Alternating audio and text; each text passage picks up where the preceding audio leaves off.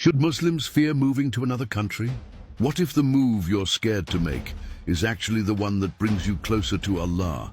What if migration, the very thing that feels like loss, is in fact one of the most beloved acts in Islam?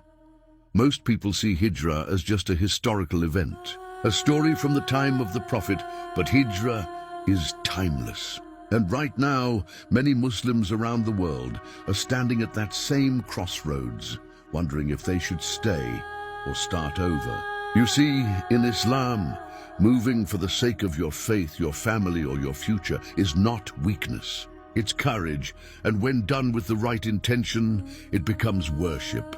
The Prophet Muhammad, peace be upon him, left his beloved city of Mecca, not because he wanted to, but because staying meant sacrificing the message. Staying meant silencing the truth, so he moved.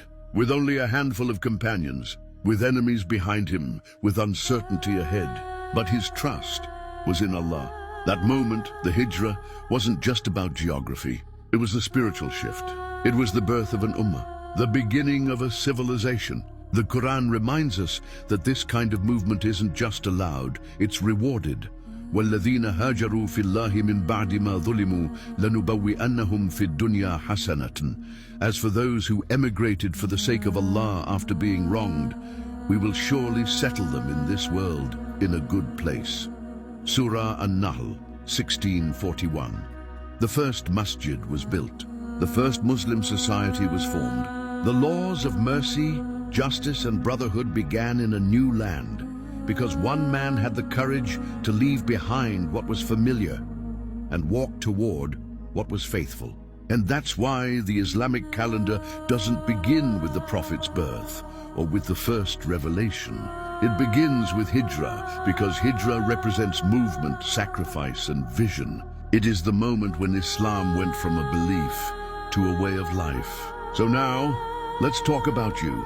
Maybe you're thinking of moving to a new country. Maybe you've been forced to flee war or poverty or oppression. Maybe you simply want to raise your children somewhere they can grow in deen, in peace, in dignity. And maybe you're scared, but listen carefully. You are not walking alone. The Prophet walked this path before you. The companions did too. And Allah, He is always with those who place their trust in Him. وَمَنْ يُهَاجِرْ فِي سَبِيلِ اللَّهِ يَجِدْ فِي الْأَرْضِ مُرَاغَمًا كَثِيرًا وَسَعَةً. And whoever emigrates for the sake of Allah will find on the earth many safe places and abundance. Surah An-Nisa, 4:100. And when the Prophet and Abu Bakr hid in the cave during their Hijra, Allah sent down tranquility and protection. إِذْ يَقُولُ لِصَاحِبِهِ لَا تَحْزَنْ إِنَّ اللَّهَ مَعَنَا. He said to his companion, "Do not be sad. Indeed, Allah is with us." Surah At-Tawbah, 9:40. Sometimes your rizq is written in a land you haven't stepped foot in yet.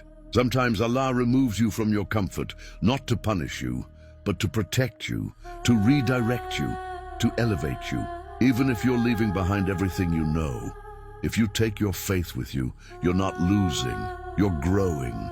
So pack your belongings, make your niyyah, say Bismillah, and walk forward with Iman. Because sometimes the most terrifying step is the one that leads you straight to what Allah has written for you all along.